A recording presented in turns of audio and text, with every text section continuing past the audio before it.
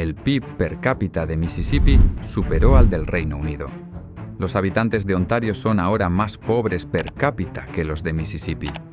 Y ese es el estado más pobre de Estados Unidos. Eso es precisamente lo que explica el hecho de que el PIB de la economía europea se mantenga igual que en 2009. Sin embargo, el coste de la vida también es mucho menor. Entonces, ¿por qué no han crecido las economías?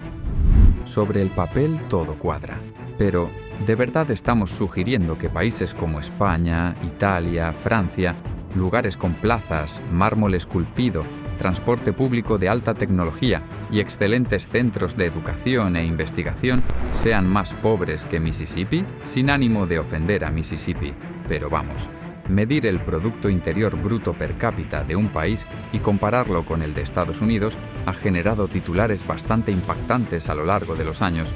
Desde Australia y el Reino Unido hasta Alemania y Canadá, la riqueza y la pobreza relativa son preocupaciones evidentes. El PIB per cápita se utiliza a menudo como métrica para evaluar las oportunidades económicas generales. Pero, ¿qué mide realmente el PIB per cápita? ¿Qué nos dice? ¿Qué aspectos no nos dice sobre la riqueza y el bienestar relativos de los trabajadores de un país? ¿Existe una métrica mejor que nos brinde información sobre la salud de las economías globales? Bueno, veámoslo. Antes de hacer afirmaciones, los estadísticos y economistas deben intentar resolver un problema importante. ¿Cómo comparamos la prosperidad de dos países con economías, niveles de vida y monedas diferentes? Hay varias maneras de analizar la riqueza y la prosperidad de un país, pero el PIB o Producto Interior Bruto per cápita es, con diferencia, el más universal, ya que sus componentes se registran regularmente a escala global, lo que facilita su cálculo y uso. La fórmula básica para calcular el PIB es dividir el Producto Interno Bruto o el valor monetario total de todos los bienes y servicios producidos dentro de un país durante un periodo de tiempo específico, generalmente un año, por el número de personas que viven en el país durante ese tiempo. La razón por la que este indicador es tan importante es que un mayor producto económico suele estar asociado con mayores ingresos familiares. En otras palabras, cuando una economía genera más valor por persona al año, esto generalmente se traduce en más dinero para quienes trabajan en ella. Unos ingresos más altos significan que las familias pueden gastar más en las cosas que valoran. Pueden comprar alimentos y alquilar sin estrés financiero, recibir la atención dental que necesitan, enviar a sus hijos a la universidad e incluso tomarse unas vacaciones familiares. También suele significar que los gobiernos tienen una mayor capacidad para brindar servicios públicos como educación, atención médica y otros programas de asistencia social. Como resultado, un PIB per cápita más alto suele asociarse con resultados positivos en una amplia gama de áreas como mejor salud, más educación e incluso una mayor satisfacción con la vida. Por lo tanto, en este sentido, el PIB per cápita se utiliza como un término general cuando hablamos de riqueza y prosperidad relativas de un lugar a otro. Y, específicamente, si observamos aquí en Europa, hay razones para alertar sobre las tendencias del PIB per cápita que hemos observado en las últimas décadas.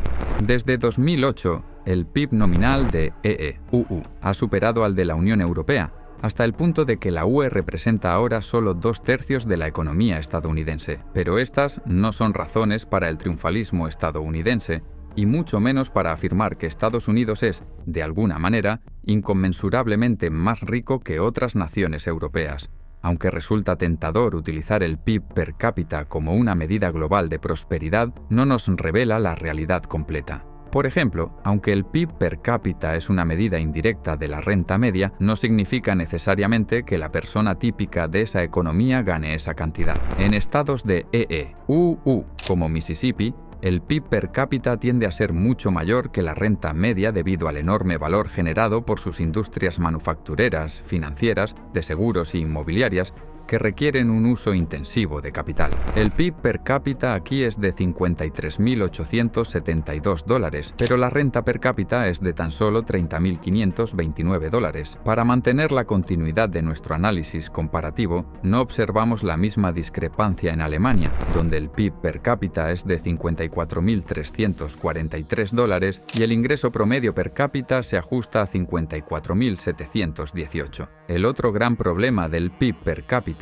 es que a menudo se utiliza como una especie de métrica para medir la riqueza. Pero, de nuevo, esto tampoco es del todo preciso. Imaginemos a dos personas con el mismo salario, pero una tiene $1.000.000 en el banco y lo está incrementando, mientras que la otra tiene solo $6.000 en el banco y gasta más de lo que gana. Los países también pueden gastar más de lo ahorrado y acumular una deuda enorme, pero el PIB no nos dice nada sobre el tamaño del capital al que pueden recurrir ni sobre sus obligaciones de deuda, simplemente mide el flujo de ingresos. Así, Estados Unidos, como referencia, tiene una deuda nacional asombrosa de $106,10 per cápita. Alemania, en cambio, tenía solo 30.930 euros per cápita. Estados Unidos no ha tenido un presupuesto equilibrado, es decir, una correspondencia entre el gasto público y sus ingresos, desde 2001, cuando Bill Clinton dejó el cargo. Mientras tanto, priorizar un presupuesto prácticamente equilibrado o una condonación de la deuda es legalmente vinculante para los gobiernos federales y estatales. Además, al centrarse exclusivamente en los ingresos, el PIB per cápita omite el valor del ocio y de disfrutar de la vida por la que se trabajó duro. Esto puede distorsionar nuestra concepción del florecimiento relativo de los países. Por ejemplo, mientras que el PIB per cápita de Estados Unidos es aproximadamente un 15% superior al de los Países Bajos, los trabajadores estadounidenses trabajan un 26% más de horas que sus homólogos holandeses. Al fin y al cabo, el gran problema con los promedios es que si el conjunto de datos está significativamente sesgado hacia un lado, puede distorsionar considerablemente el resultado final. Imaginemos dos países con la misma renta nacional. En el primero, el 40% de los ingresos del país va al 10% más rico. En el segundo, el 20%. Este último país tiene muchos más ingresos para la gran mayoría de sus ciudadanos y es probable que el bienestar agregado sea mayor. Y esto es especialmente grave en Estados Unidos. En los últimos 60 años, Estados Unidos ha presenciado una transferencia masiva de riqueza de la clase media a las familias más adineradas, aumentando la desigualdad. En 1963, la familia más adinerada poseía 36 veces la riqueza de las familias en la zona media de la distribución de la riqueza. Para 2022, poseían 71 veces la riqueza de las familias en la zona media. Y en las últimas 3 décadas, las familias más adineradas de Estados Unidos han aumentado su patrimonio neto, mientras que las de abajo han caído en una situación de riqueza negativa, lo que significa que el valor de sus deudas supera el valor de sus activos, lo que literalmente define que los ricos se hacen más ricos y los pobres más pobres. Es cierto que otros países también han experimentado crecientes desigualdades de riqueza. Sin embargo, ninguna otra nación con una riqueza similar lo ha hecho mejor que Estados Unidos. Durante gran parte de la historia moderna, los países ricos tendieron a tener una menor desigualdad de ingresos que los países en desarrollo. Después de todo, los países ricos no deberían tener grandes sectores de su población viviendo en la pobreza extrema. Sin embargo, en las últimas décadas, Estados Unidos se ha convertido en un caso aparte entre las naciones ricas, no necesariamente por la desigualdad y la injusticia en la base, sino por la opulencia desmesurada en la cima. Para comprender mejor este panorama, quiero detenerme un momento y presentar otra métrica que creo que ayuda a completar la imagen que el PIB per cápita a menudo intenta pintar. La deuda personal está en su punto más alto. Las familias tienen menos hijos, en parte debido a las preocupaciones financieras, y en comparación con la mayoría de sus homólogos europeos, los estadounidenses tienen una red de seguridad financiera más débil y una protección laboral significativamente menor. Existe una preocupación real sobre cómo el envejecimiento de la población afectará nuestra capacidad para ofrecer una protección social sólida. Pero, mientras en Europa hablamos de cómo seguir pagando estos servicios, los estadounidenses todavía intentan averiguar cómo hacerlo.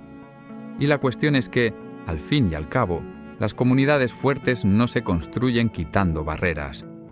Y como sociedad, todos nos beneficiamos de mejorar la calidad de vida colectiva, no de reducir la carga de las contribuciones sociales.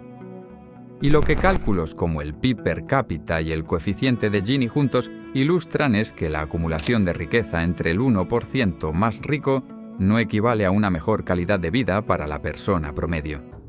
Pero me encantaría conocer su opinión sobre este tema a continuación.